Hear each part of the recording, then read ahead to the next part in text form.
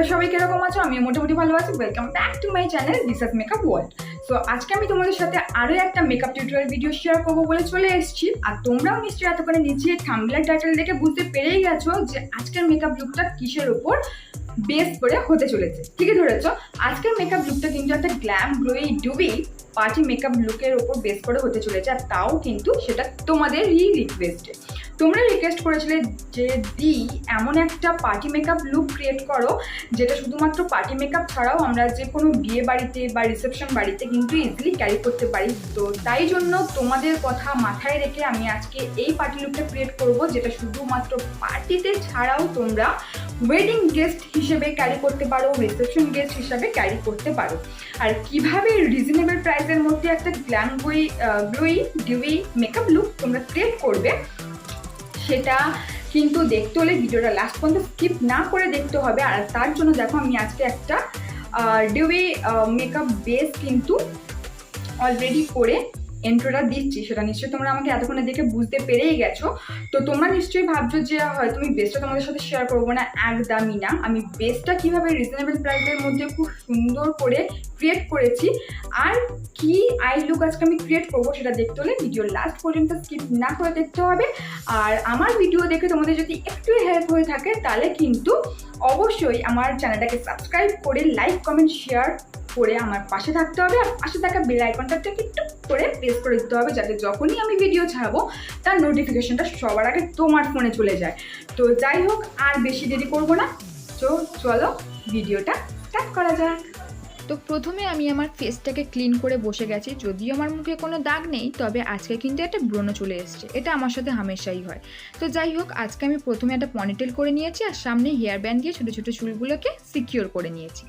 এরপর রেড অবসেশনের এই ফেস মিস্টটা আমি মুখে স্প্রে করে নিলাম। তারপর 2 মিনিটের জন্য পুরো ফেসটাকে এইভাবেই ছেড়ে দেবো। Then dot and kid moisturiser use করব, যেটা হচ্ছে অরেঞ্জ বেসের। খুব সুন্দর একটা অরেঞ্জ গন্ধ আসছিল।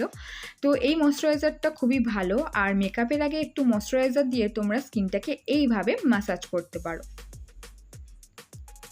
দেন আমি ইউজ করছি আই ম্যাজিকের পোর ইরেজ এই প্রাইমারটা। এটা তোমরা 400 থেকে 450-এর মধ্যে পেয়ে যাবে। ভীষণই লাইট ওয়েট আর অথেন্টিক একটা ময়শ্চারাইজার। তোমরা অবশ্যই একবার এই ময়শ্চারাইজারটা ইউজ করে দেখো। এরপর আমি এই ক্রাইলনের সুপ্রা এই বেস প্যালেটটা নিয়ে নিয়েছি। চলো একবার খুলে দেখাই। ভিতরের যা হজবড়ালো অবস্থা, যা পড়ে গেল। যাই হোক, প্রথমে আমি অরেঞ্জ কালার কারেক্টারটা নিয়ে নিয়েছি। এরপর আমার যে এরিয়াগুলো কালচে কালচে ভাব আছে সেই জায়গাগুলো প্রথমে আমি অরেঞ্জ কালার কারেক্টারটা লাগিয়ে নিচ্ছি। সাথে আমি ব্রণের উপরে একটু লাগিয়ে নিলাম। এরপর এরকম একটা ড্যাম বিউটি ব্লেন্ডারটা নিয়ে নিলাম। আর এটা কিন্তু আগে থেকে প্রিপেয়ার করা ছিল, মানে জলে ভিজিয়ে রাখা ছিল, যাতে আমার কিন্তু ব্লেন্ড করতে সুবিধা হয়। এরকম ড্যাম বিউটি ব্লেন্ডারগুলো তোমরা জলে ভিজিয়ে রাখলে খুব স্মুথলি কিন্তু যে কোনো ফাউন্ডেশন হোক বা কালার কারেক্টার হোক ভালোভাবে ব্লেন্ড হয়ে যায়। তো আমি এইভাবে ব্লেন্ড করে নেওয়ার পর স্কিন কালার অনুযায়ী কিন্তু ফাউন্ডেশনটা নিয়ে নিয়েছি। দেখো পুরো ম্যাচ করে গেছে।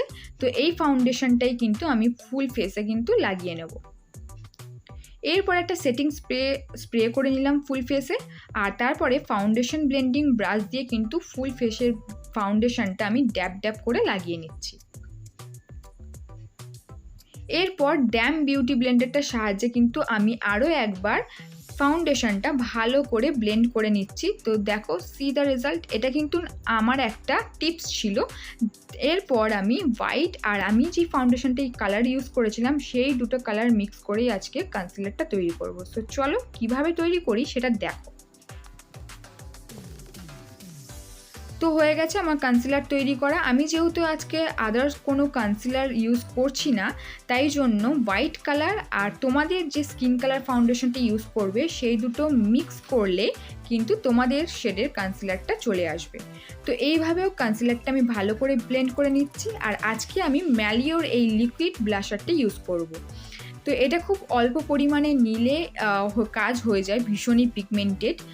আর তোমাদের বলতেই ভুলে গেছি, ম্যালিওর এই ক্রিম ব্লাশারটার দাম পড়েছে 200 থেকে 250 টাকার মধ্যে। আর এইটার শেড ছিল কিন্তু মিউটেড পিচ। এরপর ইনসাইডের এই ব্যানানা লুজ পাউডারটাই কিন্তু আজকে আমি ইউজ করব ফুল ফেসের মেকআপটাকে লক করার জন্য। তো আমি চোখের তলায় আর যে জায়গাগুলো একটু হাইলাইট পোর্শন সেই জায়গাগুলো আগে একটুখানি লুজ পাউডারটা লাগিয়ে দিই, তারপরে ফুল ফেসে কিন্তু এইভাবে ড্যাব ড্যাব করে লাগিয়ে নিই যাতে আমার মেকআপটা না ঘাটে লং লাস্টিং হয় আর আমার মেকআপটা যাতে সরে না যায়। তো এইভাবেও আমি গলায় আর কানেও কিন্তু ভালোভাবে পাউডারটা লাগিয়ে নিলাম। এরপর আই ম্যাজিকের এই প্যালেটটা থেকেই কিন্তু আমি ব্রাউন কালারটা ইউজ করব কন্ট্রোরের জন্য। যাদের কন্ট্রোরের লাইন ক্রিয়েট করতে অসুবিধা হয় তারা মুখটা একটু পাউট করে কন্ট্রোরটা করলে কিন্তু সুন্দর একটা লাইন ক্রিয়েট হয়ে যাবে। তো আমি আমার ওভার চিক আছে যেহেতু সেই জন্য সেই লাইনগুলো লাগিয়ে নিলাম যাতে আমার মুখটা আরও বেশি স্লিম লাগে, আর নাকটাও কন্ট্রোল করে নিয়েছি।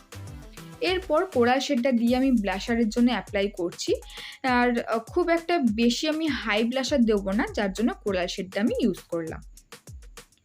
এরপর চোখের তলায় আমি আরেকবার পাউডারটা প্রেস করে দিচ্ছি যাতে যখন আমি শ্যাডোটা ক্রিয়েট করব তার ফল আউট হলে আমার নিচের বেসটা ঘেটে না যায়।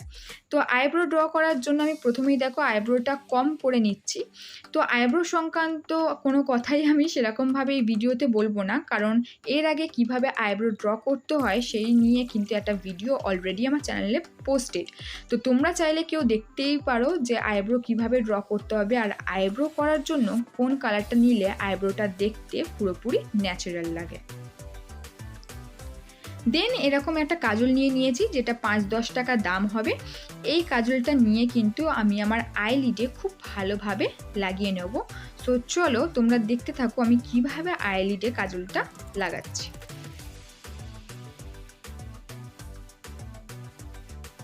আইলিডে কাজলটা লাগিয়ে নেবার পর এরকম একটা shadow eye shadow blending brush নিয়ে কিন্তু তোমাদের পুরো কাজলটাকে ভালোভাবে ব্লেন্ড করে নিতে হবে। কাজলটা ব্লেন্ড হয়ে যাবার পর একটা ব্রাউন কালার নিতে হবে, সেটা তোমরা লাইট ব্রাউন নিলেই বেশি বেটার হয়। লাইট ব্রাউন কালারটা দিয়ে কিন্তু আমি ব্ল্যাক কালারটা দেখো পুরোপুরি ব্লেন্ড করে নিয়েছি। এরপর আমি এরকম গোল্ডেন কালারের একটা লাইনার নিয়ে নিয়েছি। এই লাইনারটা কিভাবে শ্যাডো হিসাবে ইউজ করব সেই টিপসটাই আজকে আমি তোমাদেরকে শেখাবো। তো প্রথমে লাইনারটা আমি আইলিডের ওপরে লাগিয়ে নিলাম, দেন 5 সেকেন্ডের মতো ছেড়ে দেওয়ার পরই তোমরা হাত দিয়ে এরকম ড্যাব ড্যাব করে আইলিডে খুব ভালোভাবে যদি লাইনারটা স্প্রেড করে দাও, খুব সুন্দর একটা গ্লসি দেখো বোল্ড আই লুক তৈরি হয়ে গেল, যেটা খুবই একটা গ্ল্যাম লুক দেবে। তো এরপরে আমি সুইস বিউটি ড্রিম এই ল্যাশেস প্যালেটটা ইউজ করছি, আর ল্যাশটা আমার পরেও নিয়েছি। তো যাই হোক, এরপরে কাজল যেটা ইউজ করব সেটা হচ্ছে সুগারের এই কাজলটা। ওয়াটার লাইনে খুবই অল্প করে কাজলটা আমি ইউজ করব। কাজলটা ইউজ করার পর আমি ওই একই শ্যাডো ব্লেন্ডিং ব্রাশটা দিয়ে কিন্তু ভালো করে কাজলটা ব্লেন্ড করে নিচ্ছি লোয়ার লাইনে। এরপর একটা লাইট ব্রাউন কালার দিয়ে সেই কাজলটাকে আমি আরও সুন্দর করে ব্লেন্ড করে নিলাম। দেন আমি হাইলাইটার একটু ইনার কর্নারে লাগিয়ে দেবো, আর আইব্রোর তলাতেও লোয়ার লাইনে লাগিয়ে দেবো যাতে আমার আইব্রোটা আরও বেশি প্রমিনেন্ট দেখায় আফটার মেকআপ। এরপর ফুল ফেসে আমি সুইস বিউটির এই সেটিং স্প্রেটা স্প্রে করে পুরো হোল লুকটাকে লক করে দেব। সেটিং স্প্রেটার দাম নিয়েছিল 200 টাকা। এরপর আই ম্যাজিকের ওই প্যালেটটা থেকে আমি রোজ গোল্ড কালারটা আজকে হাইলাইটার হিসাবে ইউজ করছি। এরপর নাকের হাইলাইটারটা আমি বেশিরভাগ আঙুল দিয়ে করার চেষ্টা করি, আমার বেশি পছন্দ যাতে আরও বেশি পিগমেন্টেড দেখায়। এরপর ডিলেন্সির এই প্যালেটটা ইউজ করব অবভিয়াসলি লিপস্টিকের জন্য। তো দেখো এই প্যালেটটায় তোমরা সব রকমের কালার পেয়ে যাবে। এরপর আমি আমার ঠোঁটটাকে ক্লিন করে নেব। ক্লিন করার পর প্রথমে ওয়াইন কালার দিয়ে আমি আগে আউটলাইন করে নিচ্ছি, আমি আমার ঠোঁটটাকে এঁকে নিচ্ছি। ঠোঁটটা এঁকে নেওয়ার পরই আমি মিডিল পোর্শনে একটা নিউড কালার অ্যাপ্লাই করব। তো তোমরা দেখতেই পাচ্ছ এটা একটা লাইট নিউড কালার ছিল, তারপরে আমি নিউড কালারটা ওয়াইন কালারের সাথে খুব ভালোভাবে ব্লেন্ড করে দিচ্ছি। তো চলো লিপস্টিক পরা ডান। কিন্তু চুল আজকে আমি তোমাদের সাথে চুলের টিউটোরিয়ালটাও শেয়ার করব। তো প্রথমেই চুলটাকে ভালো করে আমি আঁচড়ে নিচ্ছি, আজরে নেওয়ার পরই আমি আজকে যেহেতু একটা মেশিন ইউজ করব তার জন্য অ্যালোভেরা জেলটা ইউজ করছি। তোমরা চাইলে যখনই কোনো হিট কোনো মেশিন ইউজ করবে তার আগে তোমরা হিট প্রোটেকশন কোনো মিস্ট ইউজ করতে পারো বা অ্যালোভেরা জেলও ইউজ করতে পারো আমার মতো। এরপর আমি এই টং মেশিনটা ইউজ করব। তো দেখো আমি একদম আমার চুলের বেস অনুযায়ী লো হিটে রেখেছি, তোমরা কিন্তু তোমাদের চুলের টেক্সচার অনুযায়ী হিটটা আপ ডাউন করতে পারো। তো প্রথমে এবার আমি আমার চুলের পাটিংটা করে নিচ্ছি। তো সেকশনটা করে নেওয়ার পর আমি প্রথমে পিছনের চুলটা পনিটেল করে নেব, দেন একে একে সামনের চুলের সেকশনগুলো করে কিন্তু আমি টং মেশিনটা দিয়ে কিন্তু চুলটাকে আস্তে আস্তে কার্ল করব। তো দেখো আমি কিভাবে চুলগুলোকে কিন্তু কার্ল করছি। তো একটা সাইড আমার কার্ল করা কমপ্লিট, তাই আমি একটা ক্লিপ দিয়ে সিকিউর করে নিলাম, দেন এই সাইডটা এবার কার্ল করে নিচ্ছি।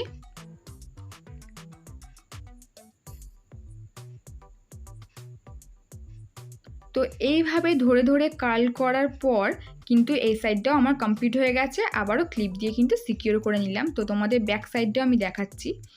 তো এরপরে সেট ওয়েট এই হেয়ার সেটিং স্প্রেটা আজকে আমি ইউজ করব। ফুল হেয়ারে আমি কিন্তু সেটিং স্প্রেটা দিয়ে আমি আমার চুলটাকে এরমভাবে লক করে দেবো যাতে ঘেটে না যায়।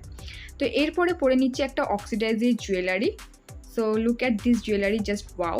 তো এরপরে হেয়ারটা তোমাদের সাথে শেয়ার করি। সামনের দিকে লুকটা অনেকটা এরকম একটু মেসি টাইপের এসছে, আর ব্যাকে দেখো আমার পনিটেলটা এরকমভাবে এসছে। তো এটাই ছিল আজকে তোমাদের সাথে ফার্স্ট টাইম আমার হেয়ার টিউটোরিয়াল শেয়ার করলাম। সো অল ওভার ফাইনাল লুকটা কিন্তু তোমাদের সামনেই। অবশ্যই কিন্তু কমেন্ট করে জানিও এই লুকটা তোমাদের কীরকম লাগলো। আর যে সমস্ত নতুন বন্ধুরা এখন আমার ভিডিওটা দেখছো আর আমার ভিডিওটা দেখে যদি একটু হেল্প হয়ে থাকে তাহলে কিন্তু অবশ্যই আমার চ্যানেলটাকে সাবস্ক্রাইব করে আমার পাশে থেকো। তো আজকের এই ভিডিওটা এই পর্যন্তই। অবশ্যই তোমরা কমেন্ট করে জানিও এরপর নেক্সট তোমরা আর কী ভিডিও দেখতে চাও। দেখা হবে নেক্সট ভিডিওতে। ততক্ষণ পর্যন্ত তোমরা ভালো থেকো, সুস্থ থেকো আর এইভাবে আমার পাশে থেকো। টাটা।